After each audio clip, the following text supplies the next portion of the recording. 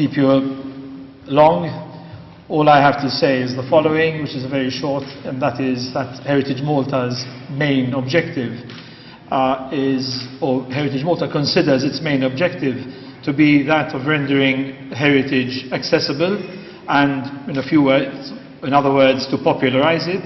I think we're achieving that. In the space of 6 months, we've staged 2 major exhibitions.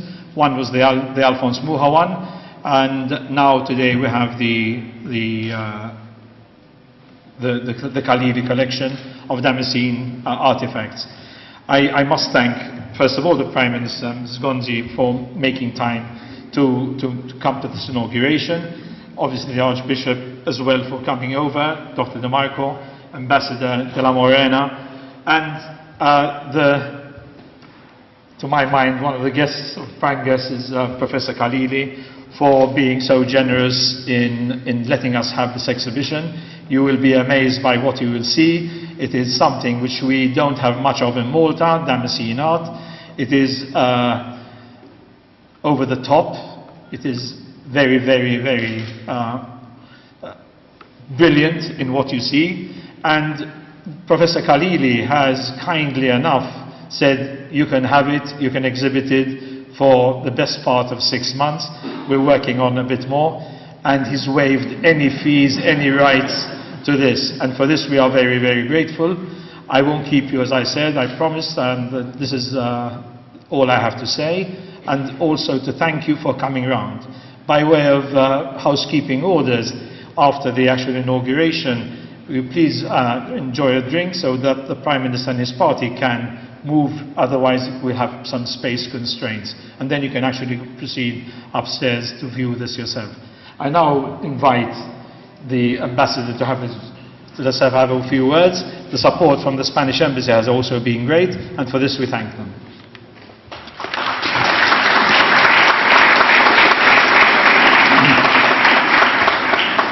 Honorable Prime Minister, Mrs. Gonzi, Your Grace, distinguished ladies and gentlemen, first of all, thank you, Mr. Prime Minister, for making this initiative possible. For the Embassy of Spain, it is a true privilege to co-sponsor this exhibition of the art and tradition of the Zuloaga family, which includes beautiful Spanish 19th century Damascene works from the splendid collection brought together by Professor Khalili.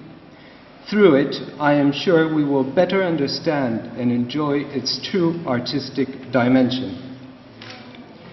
The Zuloaga family originally came from Eibar, a small town in the Basque Country. In Spain, the Zuloaga family is no doubt the unquestionable leader in Damascene art. Plácido Zuloaga being the greatest exponent and the author of many of the pieces that are displayed in this exhibition. In fact, many experts agree that it was thanks to Plácido that Damascene acquired international renown. Both he and his father Eusebio held the highest responsibilities at the armor of the Royal Armory. They traveled extensively through Europe, thus acquiring new influences while spreading their own works of art. Their Damascene productions, both for the royal household and for their commissioned pieces from third countries, can be found on many objects of different sizes, from the mausoleum of Spanish statesman General Juan Prim to the altar of San Ignacio de Loyola, or even in much smaller works of art as lockers, watches, rings, bracelets, where the Zuloaga's mastery can also be appreciated. Interestingly, the family also gave Spain one of its leading late 19th century, beginning of the 20th century painters. But nothing of what is taking place today would be possible without the work and enthusiasm of Professor Nasser David Khalili, a man of culture, a true collector of art with an encyclopedic vision, a man who has also worked hard to foster interfaith dialogue through culture. His work exudes enthusiasm. His generous gesture today has provided us with a unique opportunity to enjoy this particular Spanish decorative art. I have only words of gratitude and thanks. I would also like to thank the Maltese government, in particular Dr. Mario De Marco, for taking up this initiative, as well as to Heritage Malta and Joseph Said for fulfilling such an important and in-depth task and making it accessible to all audiences.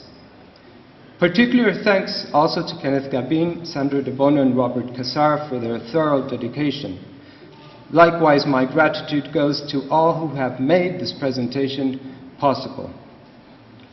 Finally, it is also a privilege to have this exhibition here at the National Museum of Archaeology in the historic site of the Auberge of Provence, where I am sure that several centuries ago, the Knights of Malta discussed at length the virtues and significance of extensive decorations on their respective arms. I am convinced they would be startled to see these magnificent pieces gathered here today. Hoping you all enjoy this wonderful works of art. Thank you very much.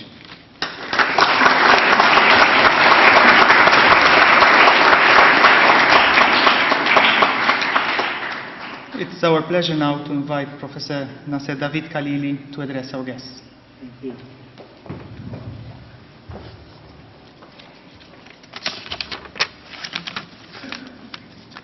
Prime Minister, Your Grace, Excellencies, friends, ladies and gentlemen. I was taken back a bit. I know that His Excellency represents the great country of Spain, and tonight I think I'm going to ask him to become an honorary ambassador for our collection too. You have already made my life easy by explaining about the art. You know, collecting is a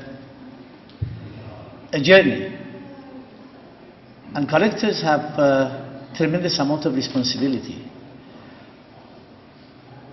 It's always true to say that religion and politics have their own language, but the language of art is universal. This universality is what we need today. So if we spend time going around for 10 years, 20 years, 30 years, in our case 40 years, collecting, with that collecting it comes a huge responsibility, and that responsibility is sharing your passion, your ideas with humanity. I know a lot of collectors who come to see me, or I go to see them for different occasions, and I find that they call themselves a collector, but really they are hoarders.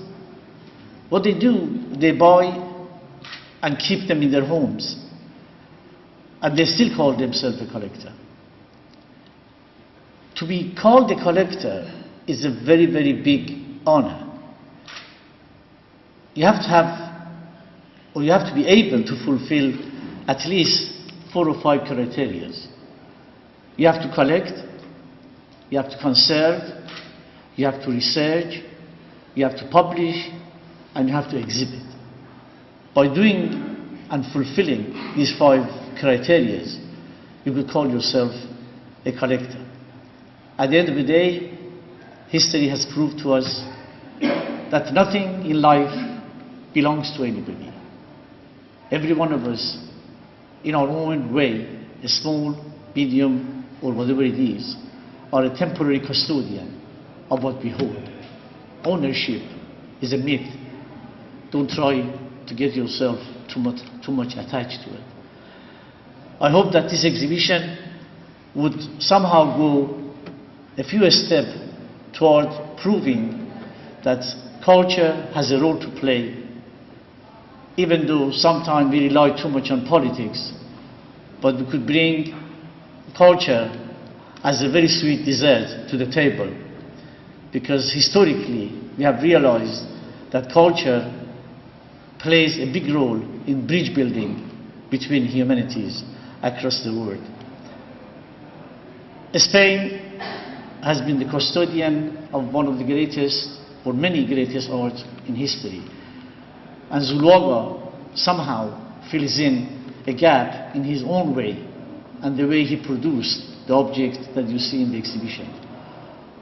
All I want to say is, I beg you to reserve your praises and the honor you want to give to the soul of the artist and all the hard work he put behind his work to produce these magnificent objects. Each time you give an exhibition, obviously, you have many people who are playing a role. I absolutely have to thank the Prime Minister, Dr. Gonzi, the Minister for Culture, Dr. DeMarco, the Chairman of the Heritage Malta, Mr. Joseph Said, the Curator of the exhibition, Mr. Gerard Gamber and his staff, and especially the Spanish Ambassador. Again, if I call on you, please answer my phone calls, because tonight you got yourself on the hook.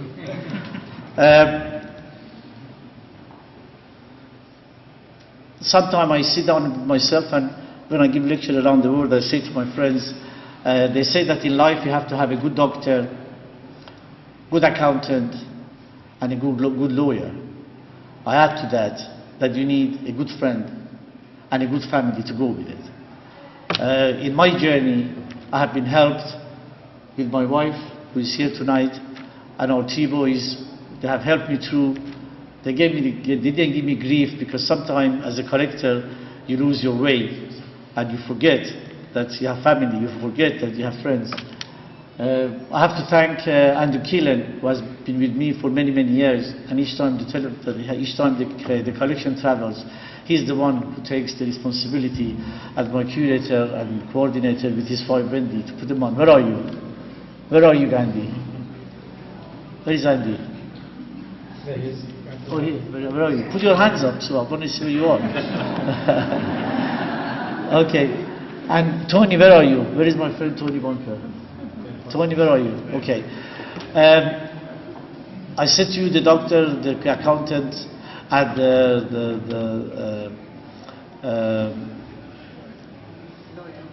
what was it? Yeah, lawyer.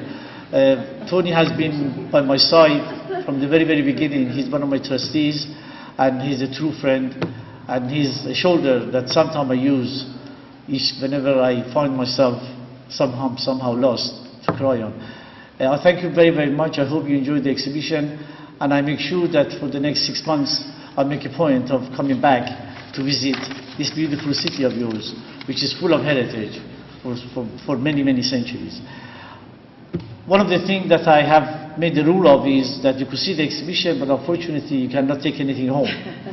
Because as I said, it doesn't belong to you and it doesn't belong to me. But I thought that as a taster, I'll dedicate the piece to your beautiful city. Can I have that, please? This is, I'm almost sure, by Paulo Zuluaga himself. So I'm going to give that to your beautiful city, and I'm going to ask the Prime Minister to accept that as a token of our visit to your beautiful city.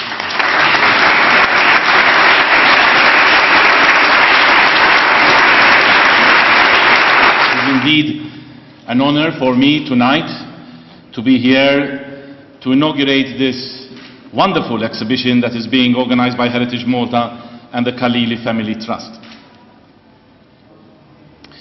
If I may say so, I think that this exhibition is another window on the past. It takes us back to well over a century ago to the Basque regions of Spain. It is an exhibition that sheds light on the craftsmanship of the region, where design and ornament was molded into metal masterpieces. Through their work and genius, craftsmen carved their identity and heritage in timeless masterpieces. It is therefore very fitting and suggestive for this exhibition to be held precisely here at the National Museum of Archaeology. It is our being here that allows us all to reflect on another important maxim. Art knows no boundaries. This ceremony and the exhibition clearly show all of us that art has the power to transcend millennia and to transcend boundaries. This museum houses timeless artifacts carved by the hands of Neolithic man. They too embody the craftsmanship and genius used to carve identity, heritage, and religious symbols in stone. We are therefore this evening celebrating our common European identity. Symbols, conventions, and culture have come to us over the years through different sources and are today an integral part of cultural identity. To everyone who is here tonight, allow me to thank and congratulate Heritage Malta for their efforts and success in bringing art and culture closer to as wide an audience as possible. Events that support creativity, such as this, contribute to the personal, social, cultural and economic development of individuals and of society at large, based on human talent, knowledge and ability.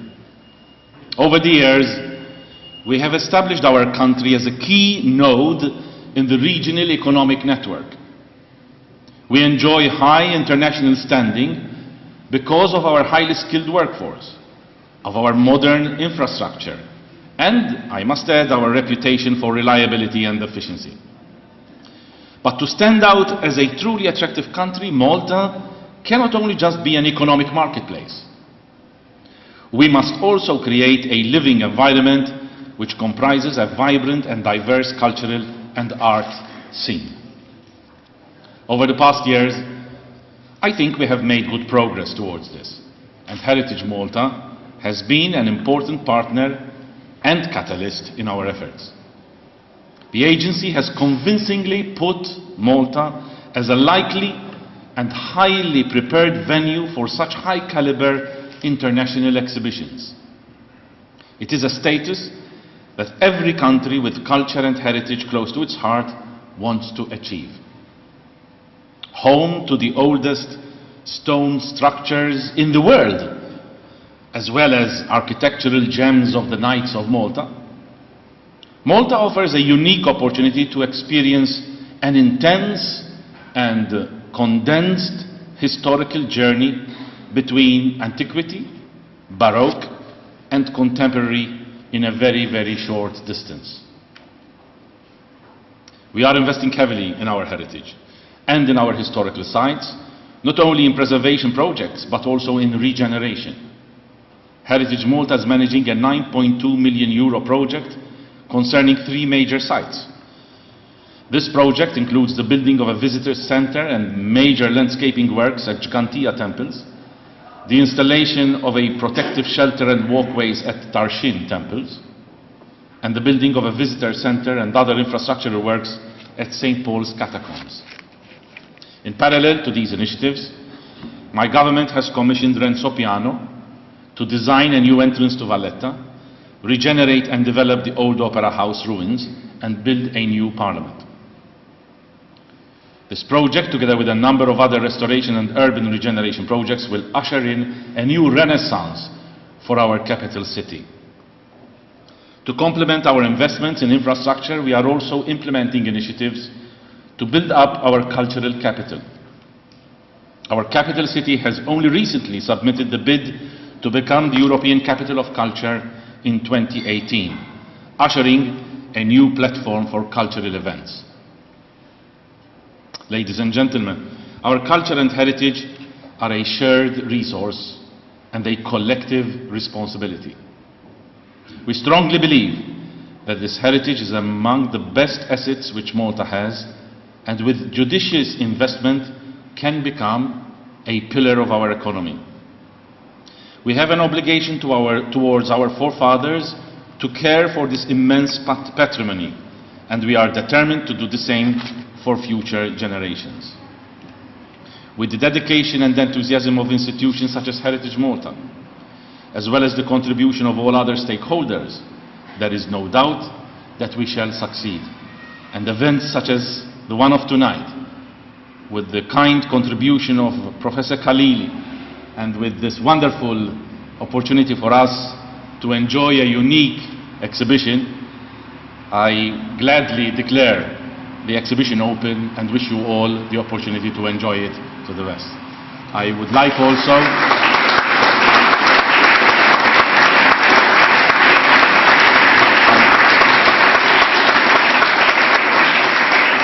behalf of all of you, I would like also to thank Professor Khalili for his very kind gift, which I am sure will be very much appreciated by all of us and placed in a prominent place where everybody can enjoy it. So we will not only be collectors in the sense of the word, but the true collector, the genuine collector as described by you, which I must say, I am impressed by the definition of the term collector which you have kindly put forward to us all. I take the opportunity, therefore, to address a number of Maltese personalities present here tonight, and perhaps others who are not present, to heed very closely to what Professor Khalili has said, and to open up their beautiful treasures to us Maltese and to the visitors who grace our island and who are always most welcome, but who enjoy the privilege of being able to come to an island where literally, as I said, you can travel from Neolithic times to modern times in a short distance, which is something that only a place like Malta can offer. So thank you very much for being here. And on behalf of everybody, I would like to present you also with a certificate of appreciation for your kind contribution. Thank you.